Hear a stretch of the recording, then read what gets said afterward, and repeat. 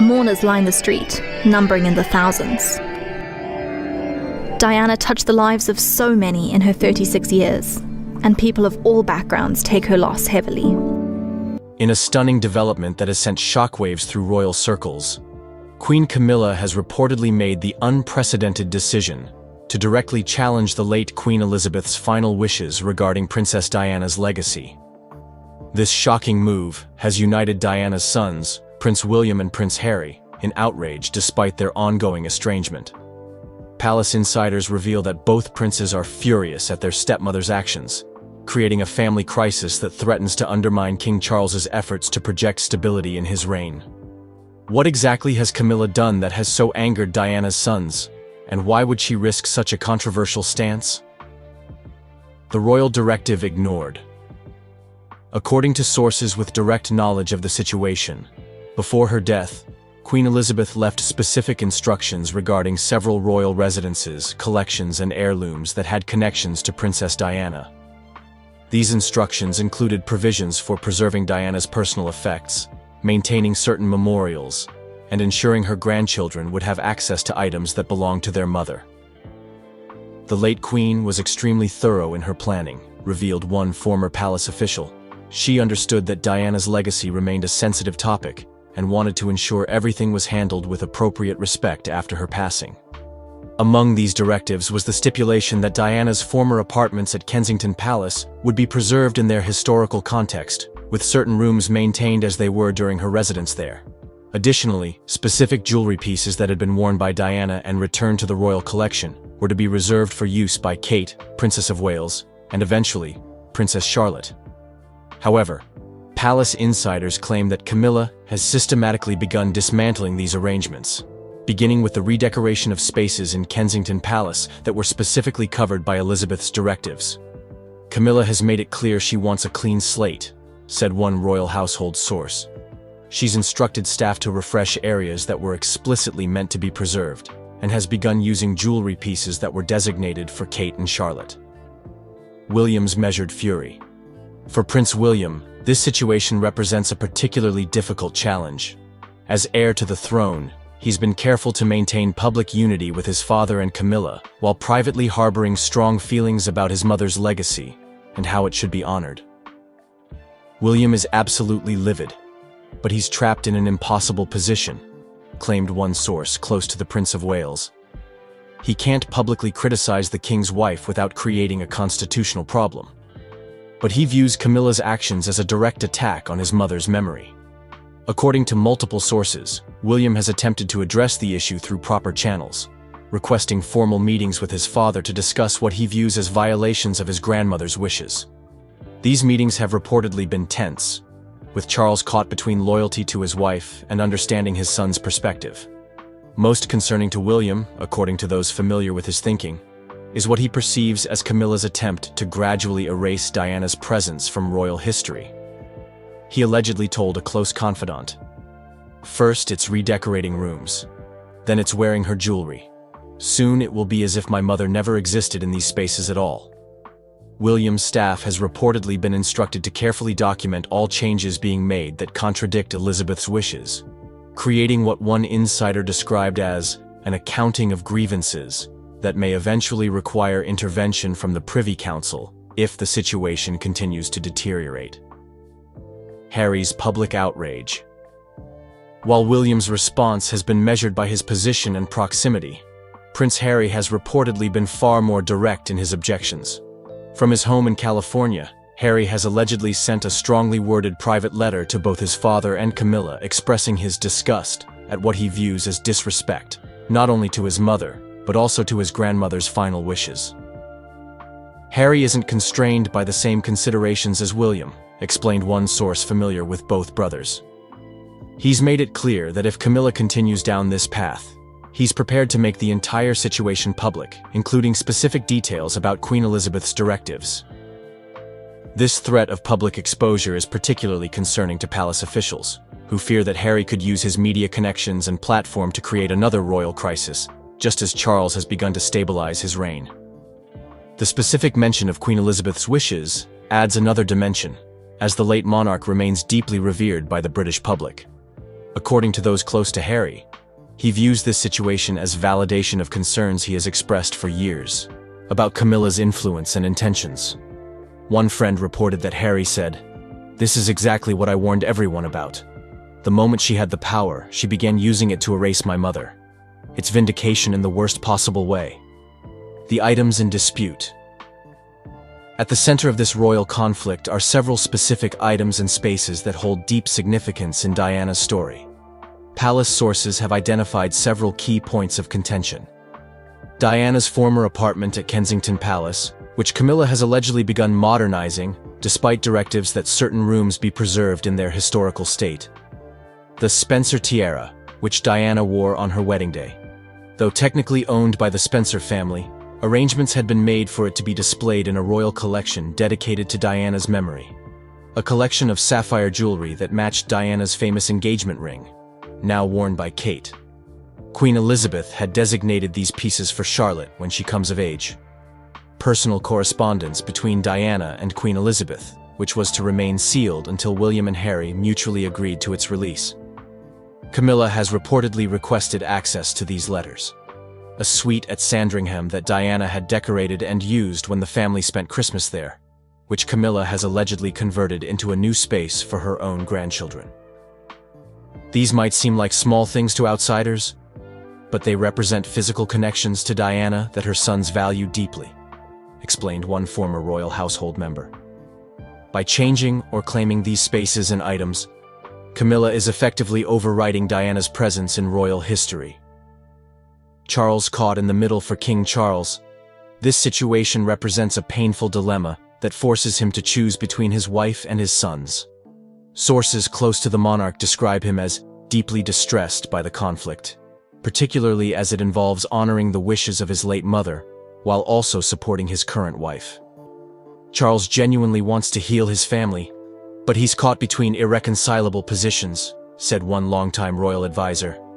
Camilla feels she has earned the right to establish herself fully as queen without Diana's shadow constantly looming, while William and Harry feel their mother's memory is being deliberately diminished.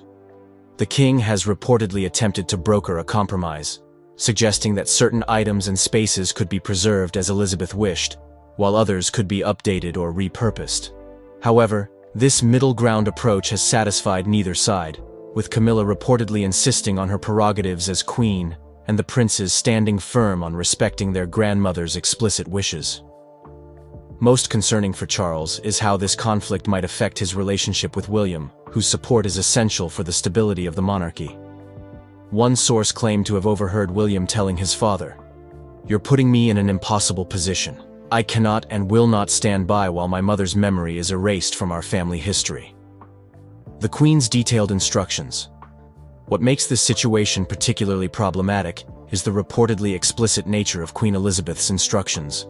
According to those familiar with the documents, Elizabeth left detailed guidance rather than vague suggestions, having anticipated potential tensions over Diana's legacy. The late Queen was extremely precise in her directives, explained one former palace official. She specified exactly which items were to be preserved, which spaces were to be maintained, and how Diana should be represented in family histories and exhibitions. There's very little room for interpretation. Elizabeth's foresight on this matter reflects her deep understanding of the complexities surrounding Diana's place in royal history. Having witnessed the public and private aftermath of Diana's death and the complicated integration of Camilla into the royal family, the late Queen apparently sought to establish clear boundaries that would prevent exactly the type of conflict currently unfolding. Most significantly, Elizabeth allegedly included a personal letter to Charles, emphasizing the importance of honoring these wishes as part of maintaining public trust in the monarchy. According to those who have seen this letter, Elizabeth specifically noted that respecting Diana's legacy was essential for William and Harry's continued support of the institution. The United Brothers. Perhaps the most remarkable aspect of this royal drama is how it has temporarily bridged the well-documented rift between William and Harry. Sources close to both princes report that they have been in regular contact regarding Camilla's actions, setting aside their other differences to present a unified front on this specific issue. Diana remains the one thing that can still unite them instantly, observed one longtime family friend. Whatever their disagreements about everything else, They are absolutely aligned when it comes to protecting their mother's memory and legacy. This unexpected alliance has reportedly taken the palace by surprise, as officials had become accustomed to managing William and Harry as separate entities with different concerns. The prospect of them working in tandem on this issue presents a formidable challenge to Camilla's position, and Charles's attempt to balance competing interests. According to one source, William and Harry recently held a video call specifically to coordinate their response to Camilla's actions. While they continue to differ on many issues, including Harry's public criticisms of the institution, they have agreed to stand together in insisting that Queen Elizabeth's wishes regarding their mother be honored without compromise. Public perception at stake. Beyond the personal dimensions of this conflict lies the broader question of public perception. Royal analysts note that Diana remains an enormously popular figure in public memory, while Camilla has worked for decades to overcome initial public resistance to her relationship with Charles and her eventual position as queen. This is potentially disastrous from a public relations perspective, noted one royal commentator. If the public perceives Camilla as disrespecting Diana's memory or overriding Queen Elizabeth's wishes, it could undo years of careful image rehabilitation. And I have been so deeply moved and humbled by their truly remarkable courage and by their selfless capacity for forgiveness, despite all that they have suffered. King Charles can finally share what happened is sure to make jaws drop. For decades, rumors and whispers surrounded the real story behind Charles and Diana's marriage, leaving fans with burning questions. Now, after years of regret and hidden truth, Charles is ready to spill the details that could change everything we thought we knew. From unexpected revelations to shocking confessions, nothing remains off limits in this tell-all. And I also wanted to say how particularly moved and enormously comforted my children and I were, and indeed still are, by the public response to Diana's death. Are you ready to hear the scandal that could rewrite entire royal history? Early spotlight on King Charles. From the moment he was born on November 14, 1948, King Charles lived in the public eye like few others. Being the first child of Queen Elizabeth II placed him in line for the British throne at just a few years old. As soon as his mother succeeded to the throne in 1952, Charles's every move became news. Journalists and photographers followed him constantly, capturing everything from his first steps to his school outings. This early attention brought both excitement and hardship. On one hand, Charles enjoyed privileges such as living in grand palaces and traveling around the world with his parents. On the other hand, the weight of future responsibility cast a long shadow. He could not simply play outside without a chaperone, or make casual friends without those friendships ending up in the papers. Knowing that he would eventually become king brought an expectation of perfect behavior and never-ending etiquette lessons.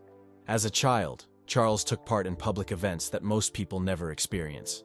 He had to attend formal ceremonies, greet dignitaries, and smile for countless photographs. His parents were often busy with their own duties, so he sometimes felt distant from them. This early exposure to royal life taught him that leadership is more than just ribbon-cutting and waving. It involves representing an entire nation and keeping up an image of respect and tradition. Yet Charles remained a curious young boy, eager to learn. He loved the outdoors, playing sports and exploring nature whenever possible. Despite all the ceremony around him, he tried to embrace any normal childhood moment he could find. This dual existence, being both a young heir and a child wanting freedom, shaped his perspective on duty and personal happiness. Over the years, the world watched him grow, picking apart every detail of his upbringing, from his choice of school to his friendships. While the spotlight was harsh, it also formed him into the resolute individual he would become. He learned to handle media pressure, stand by his values, and balance tradition with personal growth. Those early years in the public eye laid the groundwork for his eventual role as Britain's monarch. Challenging childhood. Although King Charles was born into privilege, his childhood was far from easy. In public, he seemed to have it all: a royal title, a future throne, and enrollment in prestigious schools. But behind the castle walls, he faced emotional hurdles that shaped who he is today. He often spoke of feeling somewhat isolated, since his parents, Queen Elizabeth II and Prince Philip, had demanding schedules and many official duties. As a result, they were often away, leaving young Charles under the care of nannies and tutors. He once admitted that his parents could be both physically and emotionally distant. Growing up under such circumstances, he struggled to find genuine warmth and affection. Many times his reserved nature was misunderstood as aloofness, but it stemmed from a lack of open, playful interaction within his family. Like any sensitive child, he longed for approval and closeness. Additionally, constant media attention made it hard for him to form normal friendships. Classmates sometimes teased him, either because of his royal status or his gentle nature. While many assumed being a prince meant an easy life, it actually invited extra scrutiny. Every quirk or emotion he showed sparked feedback from both peers and the wider public. This pressure taught him to shield his feelings, shaping the more guarded side of his personality that people would later observe. However, these hardships also contributed to his ability to empathize with others, since he knew how it felt to be lonely and misunderstood. Charles developed a softer side. In time, he became known for his desire to protect the environment and uplift charitable causes. There is a belief that his early emotional battles gave him a strong sense of compassion for the struggles of everyday people. Overcoming a challenging childhood was no small feat. Charles had to navigate formal expectations, media glare, and his own yearning for unconditional love. These factors fueled both his insecurities and his determination to do well by his future subjects. In many ways, his youthful trials served as stepping stones toward a more empathetic approach to leadership, highlighting how even a prince can grow through adversity. Gordonstoun School experience. Gordonstoun School became a defining chapter of King Charles's youth. Founded by German educator Kurt Hahn, the school was known for its strict discipline, outdoor challenges, and emphasis on self-reliance. Prince Philip, Charles's father, believed that Gordonstoun would make his son tougher, more independent, and ready for the demands of royal life. Though the school was among the most respected in the United Kingdom, it was also notorious for its rigorous routines. For young Charles, the transition was tough. He was a sensitive boy, more inclined toward quiet reflection than braving cold mornings and adventure drills. At Gordonstoun, students were expected to wake up early to take cold showers, keep their dormitories spotless, and participate in various sports. The school highlighted character growth through hardship, a principle that clashed with Charles's gentle manner. He found the days exhausting and sometimes felt overwhelmed by the physical demands and the teasing he faced from classmates. Still, he would later admit that his time at Gordonstoun shaped his resilience and helped him discover inner strengths. He learned how to handle criticism, adapt to unfamiliar settings, and rely on himself in challenging situations. In a 1975 interview, he reflected that the school taught him much about his own abilities, hinting that the difficulties sparked personal growth. He also said that his father's insistence on sending him there, though harsh at times, forced him to confront the real world in ways a pampered prince rarely would. Beyond discipline, Gordonstoun offered Charles opportunities in leadership. The school believed in giving senior students responsibility to oversee younger ones, which helped Charles practice guiding and supporting peers. He also found moments to appreciate nature, exploring the rugged landscape surrounding the campus. That closeness with nature might have nurtured his lifelong advocacy for environmental causes. Despite the strictness, he later expressed gratitude for his Gordonstoun experience. While he often joked that his father's choice of school was a harsh move for someone so sensitive, he ultimately acknowledged its benefits. By enduring trials of physical endurance, structure, and teamwork, Charles discovered personal qualities that would serve him well as he prepared for the responsibilities of a future king. University education king. Charles's choice to attend university was a defining moment that broke royal tradition and sparked debate within the British royal family. Typically, heirs to the throne were expected to enter military service straight after their formal schooling. However, Charles had other plans. After completing his A-levels at Gordonstoun, he announced his intent to pursue a degree at the University of Cambridge. Many in the royal circle were uneasy about this decision, fearing it might reflect poorly on him as a future monarch. Critics claimed it showed a lack of discipline and a desire to dodge the rigors of military life. Yet Charles stood firm, determined to prove that scholarship and service could go hand in hand. Despite the stir it caused, His time at Cambridge became an invaluable experience. He studied anthropology, archaeology, and history, eventually earning a second-class lower Bachelor of Arts, an achievement that made him the first British heir apparent to receive a university degree. During his studies, the media kept a close watch on his every move. Reports of Charles strolling through campus with classmates or attending social events always made headlines, reflecting a public keenly curious about how he would balance academic pursuits with his royal obligations. For Charles, this period was about more than attending lectures and writing essays. It allowed him a taste of relative independence, a chance to mingle with fellow students and immerse himself in intellectual debate. He engaged in discussions ranging from historical events to global challenges, broadening his cultural awareness. This exposure seemed to strengthen his worldview and shape his future philanthropic interests. In particular, experiencing life beyond palace walls helped him understand ordinary people's struggles, an understanding that would later influence his passion for charitable causes.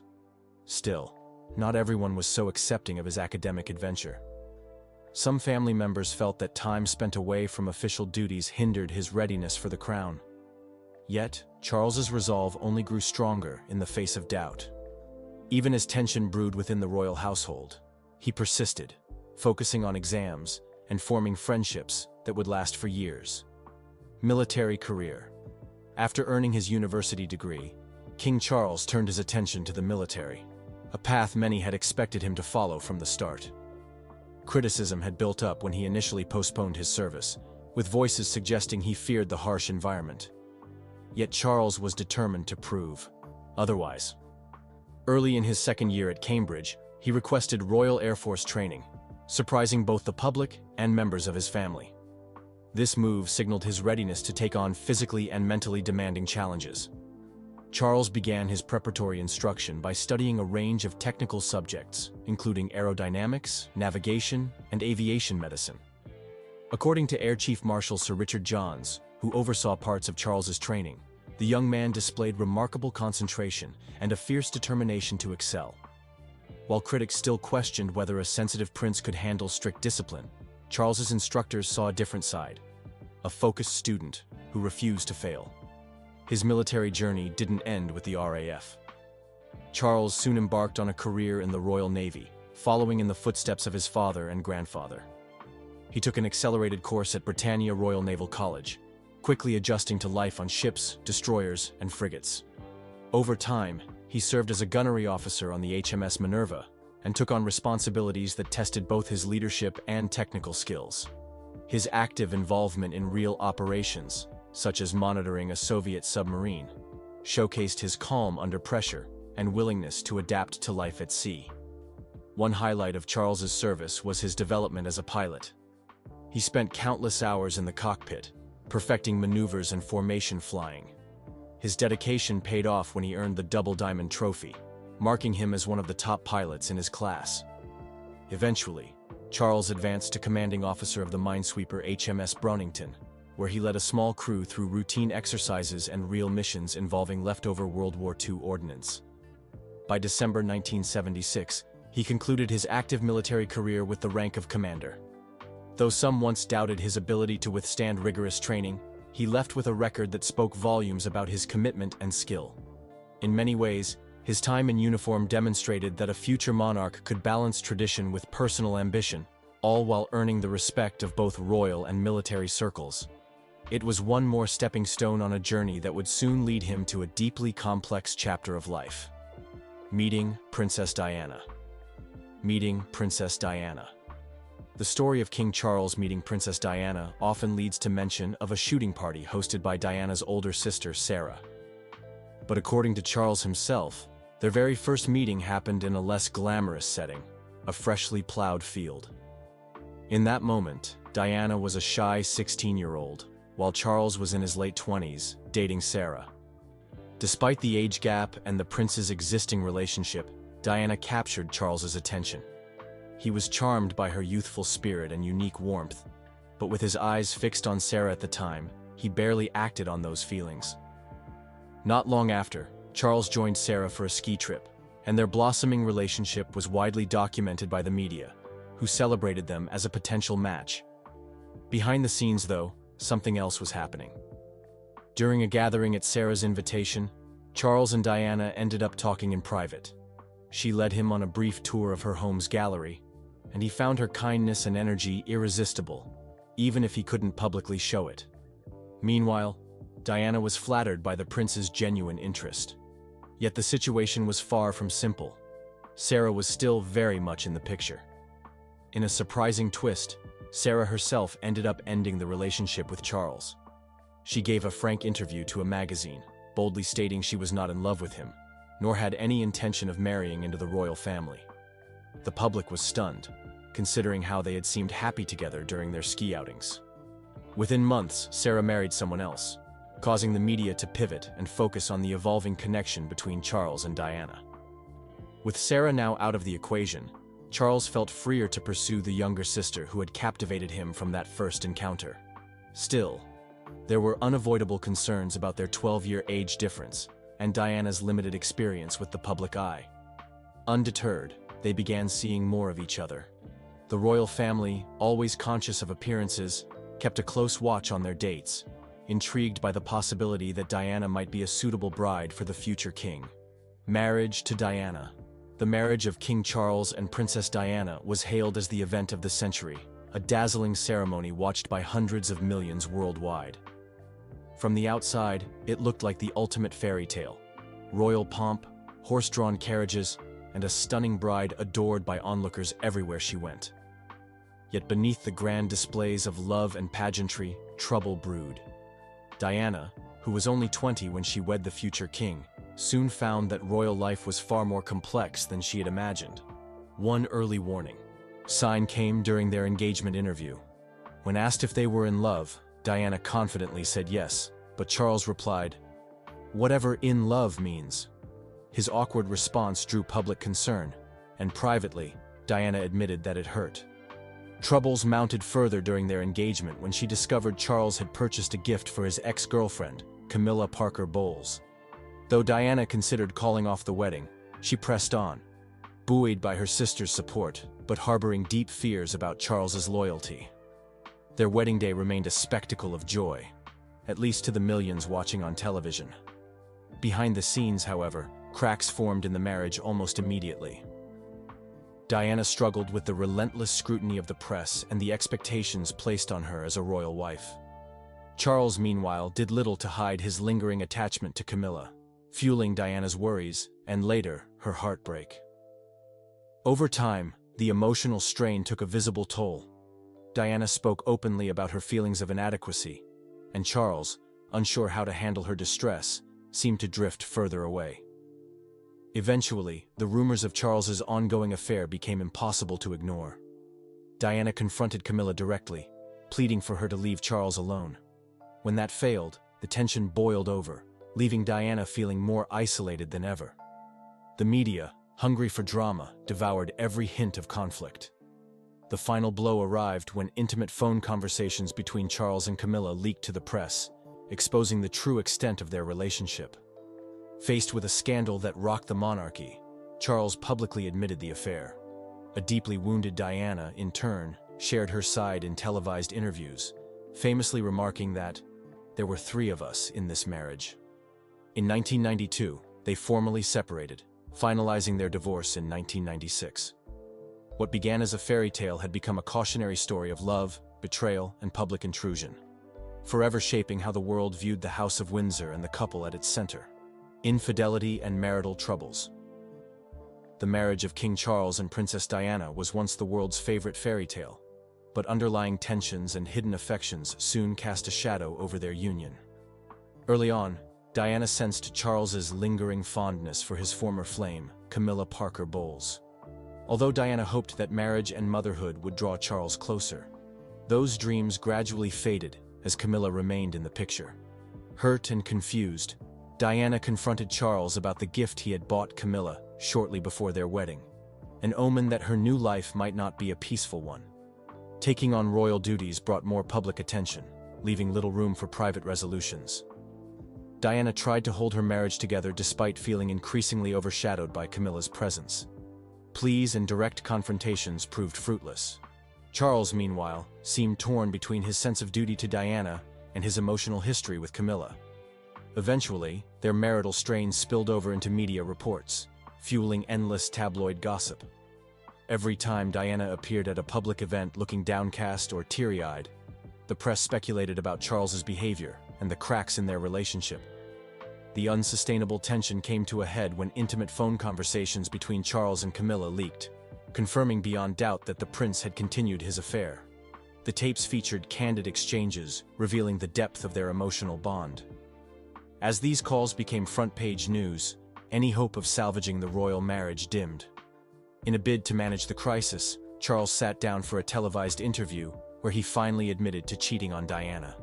This public confession shattered the prince's carefully managed image of respectability and left Diana feeling betrayed on a global stage.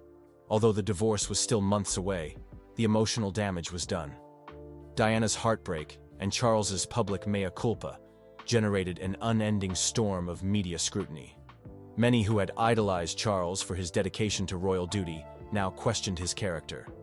Some sympathized with Diana, seeing her as a young woman thrust into an unforgiving spotlight and betrayed by her husband's continued closeness to Camilla. Others blamed both sides, arguing that royal life created pressures no marriage could endure. By the time legal separation became official, the couple's relationship had devolved into a series of painful headlines and regretful revelations.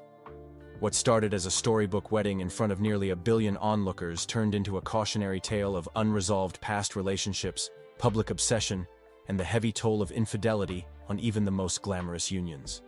Diana's struggles and legacy. When Diana entered the royal family, many saw her as the embodiment of a real-life Cinderella. A shy, young nursery school assistant swept up in a dazzling romance with the future king. Yet almost from the start, she struggled beneath the intense spotlight and the rigid protocols of royal life. Her natural warmth often clashed with the formal reserve expected of a princess, and every misstep drew tabloid headlines. Over time, these pressures took a serious emotional toll, leaving her feeling isolated and unsure of whom to trust. Beyond her marital woes, Diana battled personal insecurities. She spoke candidly about her struggle with bulimia, which she traced directly to the emotional pain and self-doubt she experienced in her relationship with Charles. Whenever she felt anxious about an upcoming event or a perceived rejection, the pressure became unbearable. Her willingness to open up about bulimia shattered royal norms, exposing a frank vulnerability that endeared her to millions who recognized their own battles in her story. Despite these struggles, Diana found her own voice and sense of purpose through humanitarian work. Early on, she displayed a gift for connecting with people from all walks of life.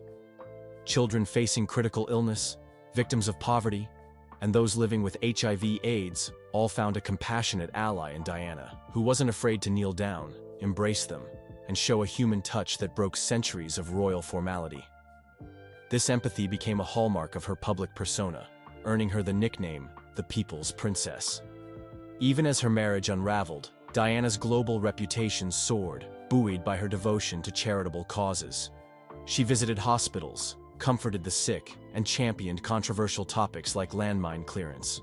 Though her personal life remained fraught with heartbreak, Diana's work on behalf of the marginalized offered a sense of meaning. In telling the world about her own pain, she helped to break stigmas surrounding mental health while using her platform to shine a spotlight on overlooked communities. By the time she and Charles divorced, Diana's place in history had already been secured. For centuries, the British monarchy has stood as a pillar of continuity, heritage, and a sense of collective identity.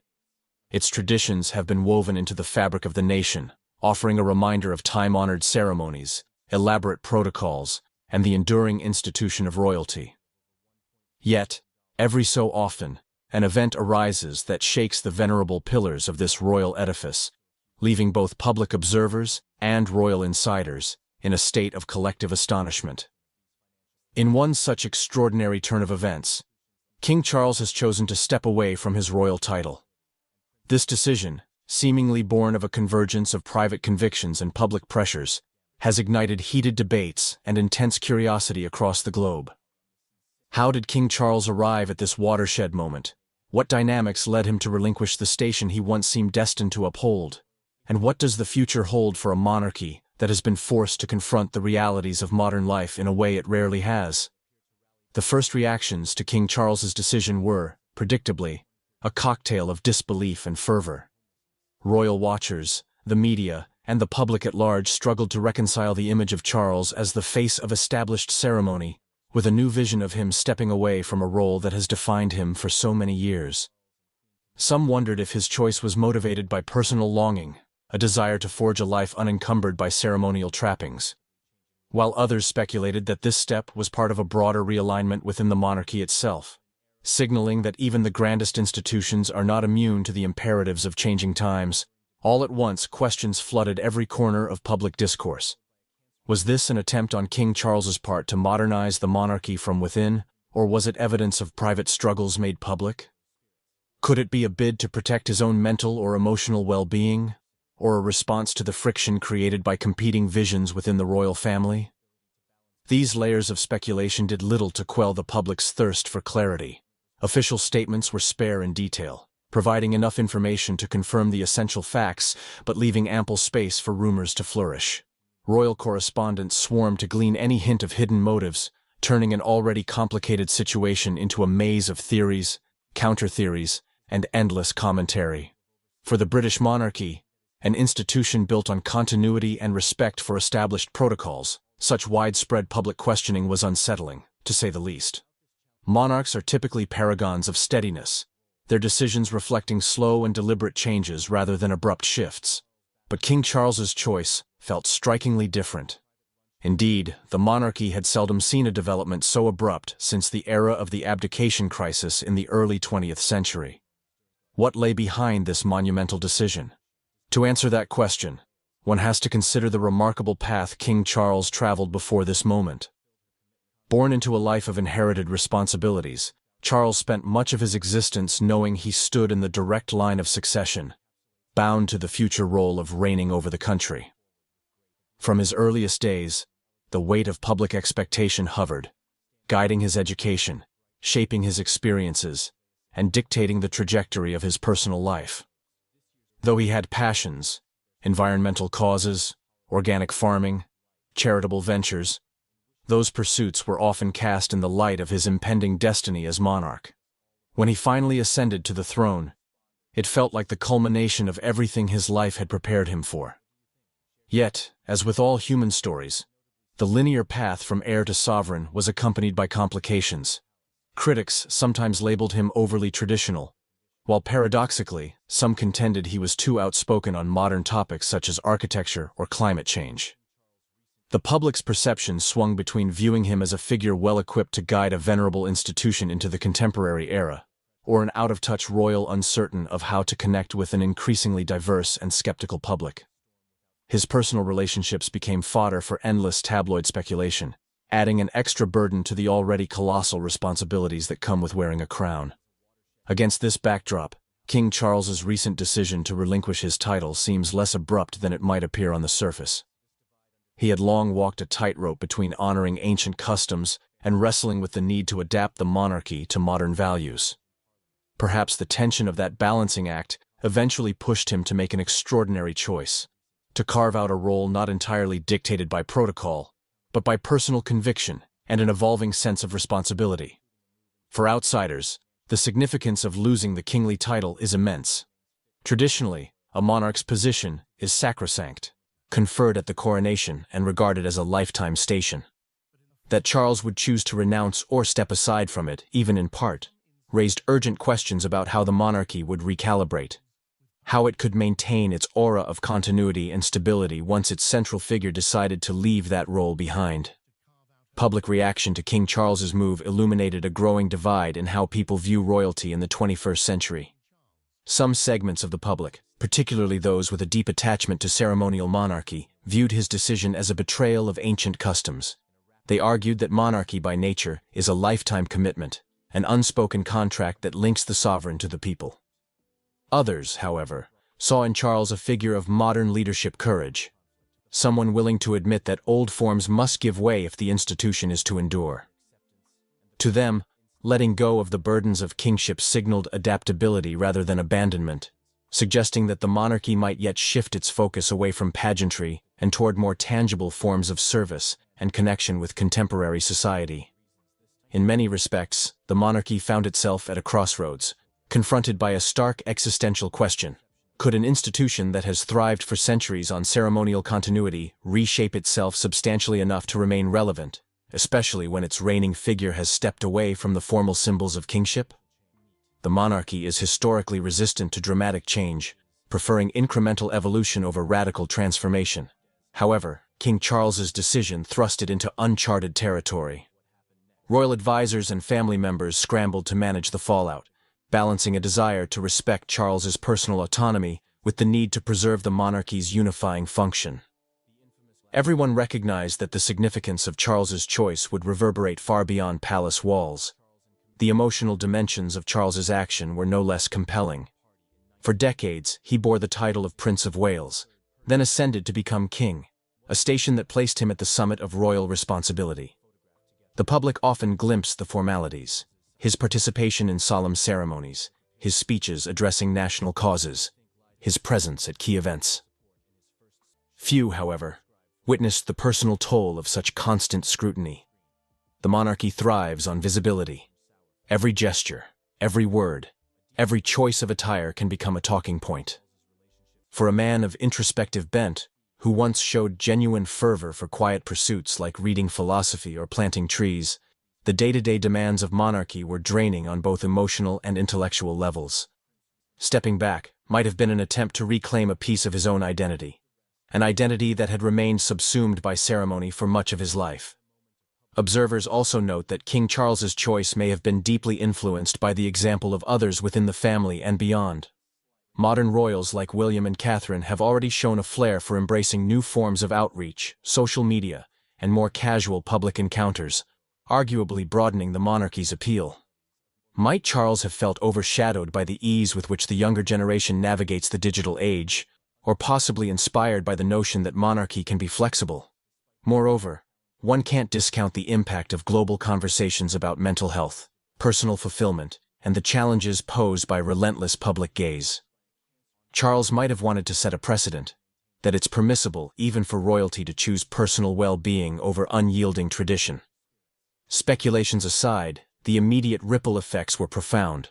First and foremost, the monarchy's protocols had to be re-examined. If Charles is no longer king in the formal sense, who stands at the helm of the institution? Is the heir presumptive automatically installed, or does a caretaker figure step in, pending formalities? The line of succession is ordinarily a rigid sequence, but Charles's voluntary relinquishment tested that rigidity. Was his departure final or partial, and what does it mean for the global network of Commonwealth realms that once recognized him as their sovereign? These details needed to be clarified promptly to forestall any constitutional vacuum or public confusion. Then there was the challenge of reorganizing official duties. Ceremonial functions, such as the state opening of Parliament, trooping the color, and the distribution of honors, typically center on the reigning monarch. If King Charles was retreating from the front and relinquishing the symbolic scepter, who would assume these duties? Would the monarchy parcel out responsibilities among multiple senior members, or designate a single figure to represent the crown? Each possibility carried its own consequences for power dynamics within the family. Some family members might welcome the chance to have a more prominent role, while others might feel overwhelmed by the additional obligations. One cannot overlook the emotional and political ramifications for those nearest and dearest to Charles. Figures like Queen Camilla, often seen as his staunchest ally, faced the delicate task of supporting his personal decision, while also honoring the monarchy's collective needs. Rose Hanbury's name has long held a special resonance in British aristocratic circles, her life seemingly woven from threads of tradition, legacy, and a hint of quiet rebellion. Born into a respected noble family, she grew up surrounded by elegant homes, genteel gatherings, and an ingrained sense of duty that shaped her formative years.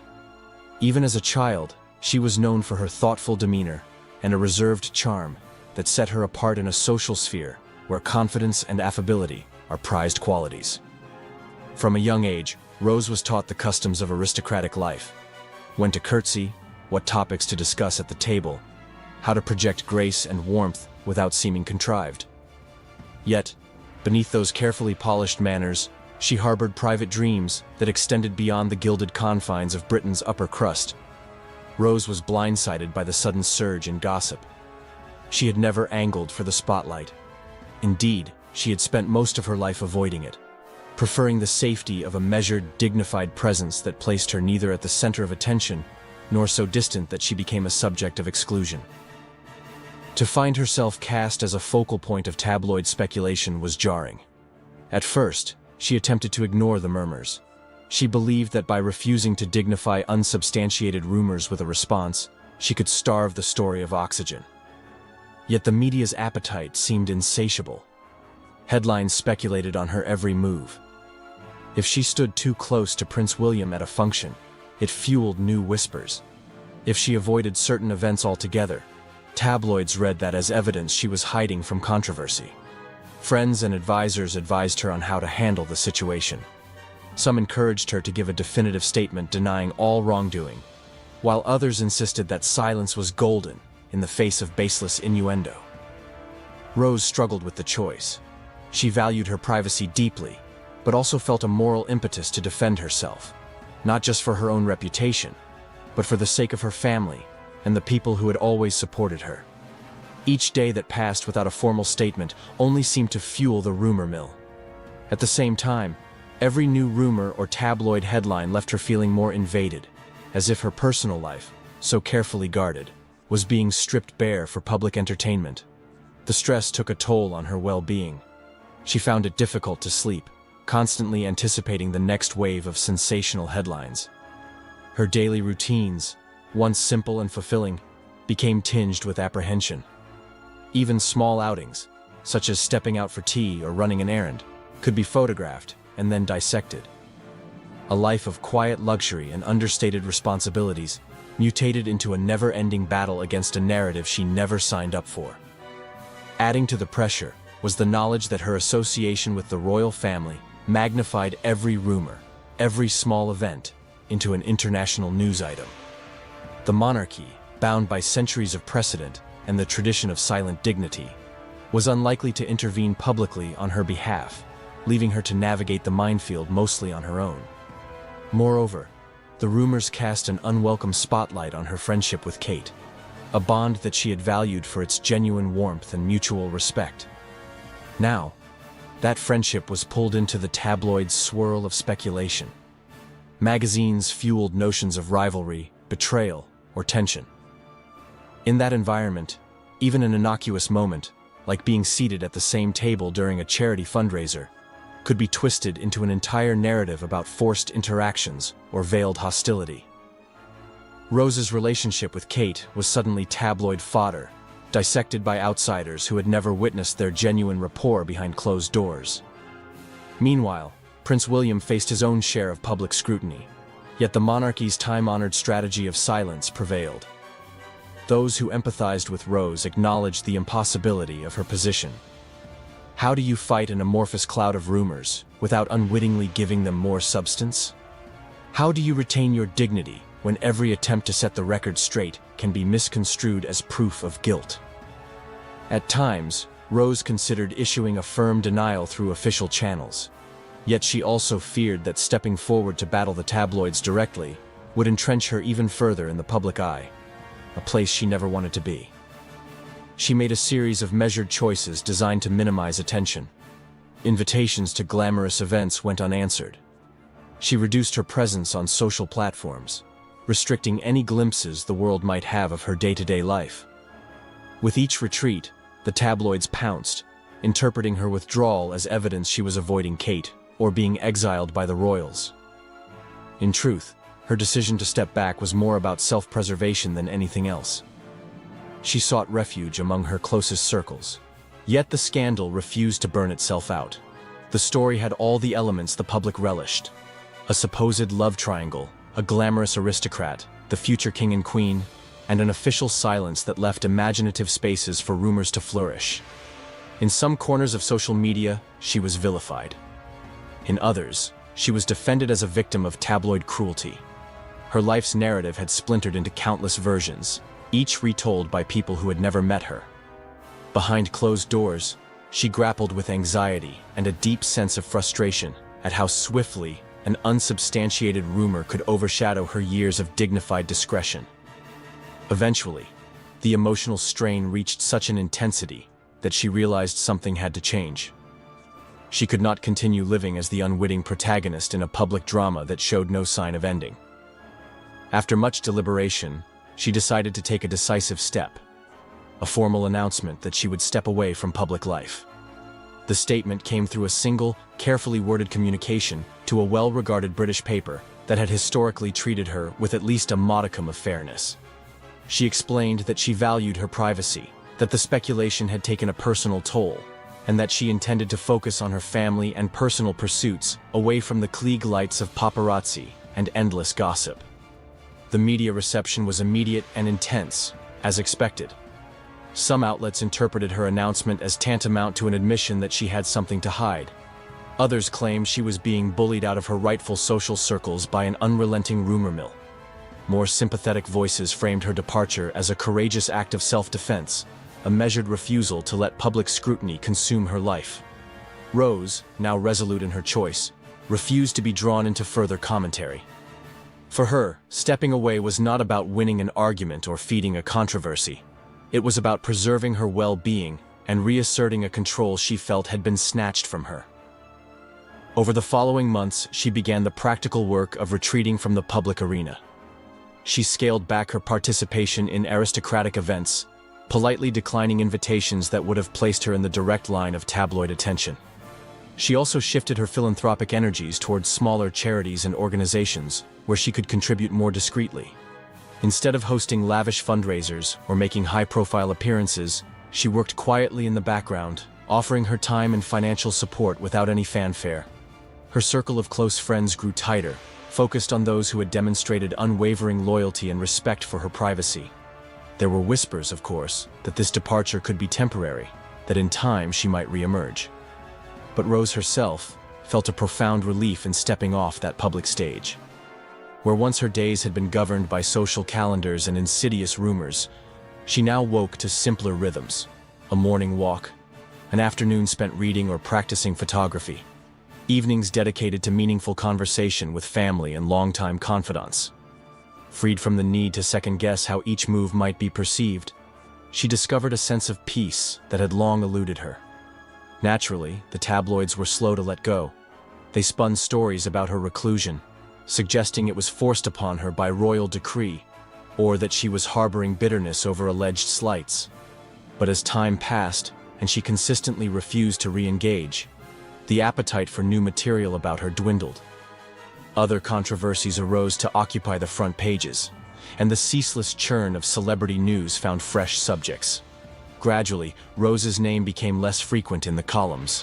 Whenever it did surface, it was little more than a footnote, an echo of a once sensational storyline that people had largely moved on from. Meanwhile, within the royal family, the fallout took a subtler form. Kate carried on with her duties, sometimes facing questions about Rose that she politely sidestepped. Prince William, adhering to protocol, remained silent. In official settings, neither mention nor hint of the rumors was ever made. Palace aides presumably noted that the silent strategy seemed effective, and from the monarchy's perspective, the entire ordeal was best left to fade from collective memory. While no public statement was ever issued on behalf of the royals to clarify the true nature of Rose's connection to them, their unwavering silence was itself a statement that they did not deem the rumor worth acknowledging. Behind the scenes, there were quiet regrets. Kate was said to mourn the carefree closeness she had once shared with Rose, a friendship tested and strained by the swirl of unwanted attention. Those who knew the two women personally understood that whatever tensions had arisen, the root cause was never real enmity, but rather the media's compulsion to pit them against each other. But high-profile lives leave little room for clarifications, especially when clarifications might only perpetuate the gossip cycle. Thus, both women moved forward, carving separate paths in a world that had often thrust them together in ways they never orchestrated.